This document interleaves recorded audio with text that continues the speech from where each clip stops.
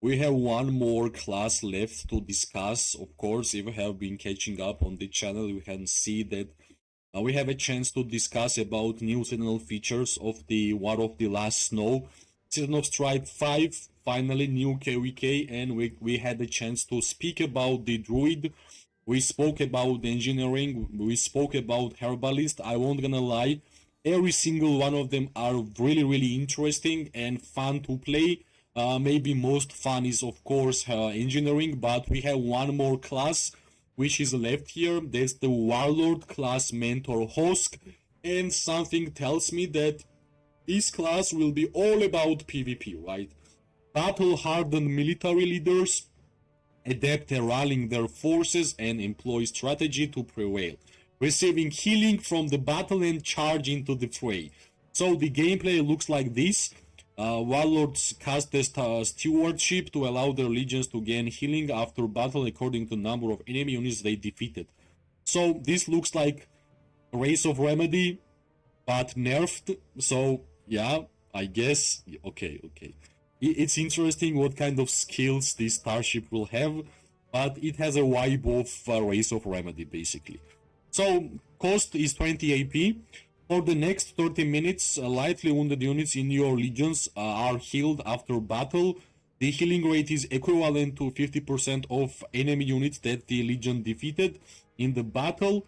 Up to 1 million lightly wounded units can be healed each time. So basically, Race of Remedy, right? Healing, Margaret and Zaida, archers, congratulations. This will be a great season for us. Even without long-range warfare, we are going to have a lot of fun. Because if you are Margaret and Zaida player, you understand how much benefits you are actually going to get from the healing, and that's all you need. That's all you want. So, Stewardship, welcome. The time and the place. Reduce Stewardship cooldown by half an hour. So basically, alright, 70 minutes. So 1 hour and 10 minutes will be the cooldown if we're gonna choose time and place. Here we have Into the Breach, reduce the AP cost by 5, which will make it 15. Okay. Increases Stewardship duration by 10 minutes. So duration right now will be 40 minutes. So basically it will be like Race of Remedy. Race of Remedy had same 30 minutes, and with the talents you could increase 10 minutes. Alright. Stewardship grants 20% more healing. Alright, I guess this one looks way more better.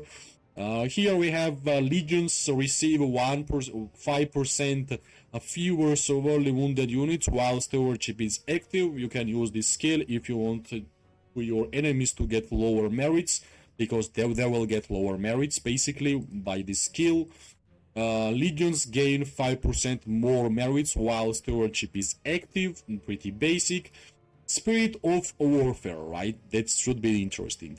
Legions deal 1% more damage for every 300k level 4 units, tier 4 units in the Osiri, up to maximum of 10%.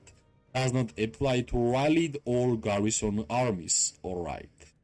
So we want our tier 5 troops to die, and more our tier 4 troops will be dead, more damage we're gonna deal. Okay. The Ancestral Reverence increases proportion of units revived in Osiri by 3%. So 53% will be in total. Increases Legion March Speed by 10. Alright, I guess at the end of the KVK you can easily choose this one to revive more troops, but meanwhile during the KVK, plan of the attack, 10% March Speed increase, especially to archer players. That should be really fun, right? Here we have a flexible treatment, reduces cost of the... Alright, I missed one. I missed Heroic Resurgence, right? Which is one of the most important skills. Legion deals, let's see how much, 1% more damage for every 1 million level 4 units healed through resource healing this season, up to maximum 10%. Does not apply to rally or garrison armies. So this one is for resource healers. This one is for dead troops. All right. Reduce cost of resource healing by 5%, which is really good. And the last one, Swift Retreat, increases Rooted Legion's march speed by 100%. I'm not really sure how to Rooted Legion's march speed. If you are using Garwood and the new artifact for the Garwood, that's actually a root. Maybe even Goldcrest active skill is even root. So yeah, I get some cases this can be fine, right?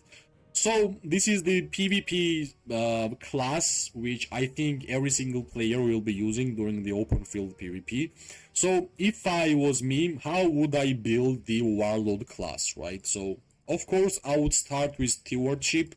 This is the cooldown reduction by half an hour or AP reduction. I would go for cooldown reduction because I want to use this skill as often as possible in open field. Here we are getting duration, and here we are getting more heals. Of course, I'm getting duration. This skill works for half an hour. With this strategic nose, it will be for 40 minutes, which is basically same as long-range warfare, right? Here we have dead troops, but I would love to have heroic resurgence because as a tier 4 player, I'll always try my best to save my troops. Unfortunately, that's not always happens, but if you are going for this tree, you might have to go for the Spirit of Warfare. Here, at the start of the KVK, at the start of the KVK and fights, I would go for Plan of the Attack. When KVK is almost done, of course, I would reset and go for Ancestral Reverence because I want to revive more troops from the Osiri, right? Here, if I was about to go here, study frontline for fewer merits to our enemies, more merits for us, depends on you. I guess leader's intuition would be the choice. It's better to care about yourself than your enemies.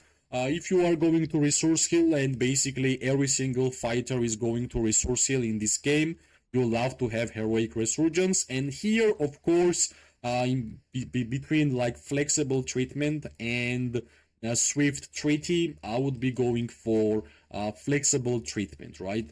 This is the PvP class for the class feature of the Season of Stride 5. If we are going to compare like Druid class to Engineering class to Herbalist to Warlord, right? I guess if you don't have time to fight in this KVK and you still want to get some merits and be effective, you would be going for Druid class because you basically have to buff your alliance members and they will just do everything by themselves, giving them attack bonus 50%. And yeah, you will basically get merits by farming and buffing your alliance members. If you want to try hard and see how engineering skill actually works and you want to have some extra fun during the PvP, you would be going for engineering skill, right? Because I truly believe these turrets will do enough damage so people will decide to go for engineering skill. Plus, if you are only looking for fun with this class trees and with this class feature, and you don't care about merits, you don't care about what's the most valuable choice and stuff, I think most fun you can actually have is the engineering class, right? Like deciding your turrets, taking care of your turrets, is a different type of gameplay which adds even more attention towards the PvP. Unfortunately, because I make videos and I do live streams during the PvP, it will be super hard for me to take care about my turrets, so I might pass on the engineering class, but if you want to have some fun, this is pretty cool, right? Herbalist, basically this class will be one-time class. Every 24 hours you can actually reset the classes and you can basically choose the Herbalist, get the elixirs for yourself and elixir boxes for your alliance members, and then you're gonna reset to something else, right? Also, I have to mention Herbalist will be the most used class, especially for farmers or pilots, because sending this amount of elixir by just gifting to your alliance members, trust me, for the players who have 50 to 20 farm accounts, they will be always playing with the Herbalist or Druid, right? That's the way. That's my honest opinion regarding Herbalist. For the Warlord, well, this is the most PvP class from all of them. I truly believe if you are archer player, this is the best class for you. For infantry and cavalry, I guess less for cavalry because they do actually care less regarding healing. Infantry can have fun with healing because they will stay alive longer, but with the Maggot and Zaida and the synergies with the heals, with this hero pair, that will be absolutely amazing. Now, trust me, this stewardship skill is basically small Race of Ramady, and I actually showed you guys during the Race of Ramady season how impressive Race of Ramady was during the PvPs, how you could actually plan ahead what would happen and choose if you would be able to activate the Race of Ramady, which is right now Stewardship, right? So basically, archers doesn't get long range warfare in this season, but we got Race of Ramady, which, like I have mentioned before, if we're gonna compare Race of Ramady and the long range warfare, Race of Ramady is basically same as this Warlord skill, Stewardship. I would always go for the healing rather than range, right? Let's not give more and same range as mages to archers. Let's give them the ability to heal and stay alive longer, right? Well, I think these classes will bring us a lot of fun towards the KVK. And yeah, finally, I managed to explain and discuss every single class which we have in the game, right? Next video will be about the policies, and we don't have a lot of changes towards the policies section.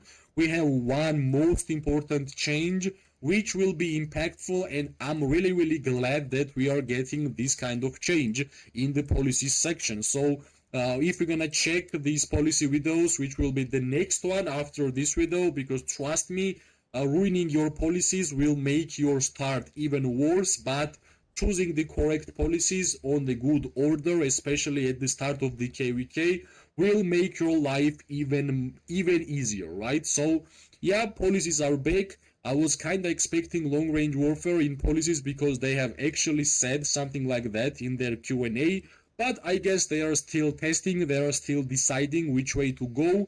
And so far there is no long range, and I hope there won't gonna be more long range warfare in the game, right? Every 3 months is enough to have archer mains season, right? I guess sometimes it's time to have mage main seasons, infantry mage seasons, infantry main seasons, and cavalry main seasons, because every single player should have fun in Call of Dragons, and that's how this game will be growing more and more, right?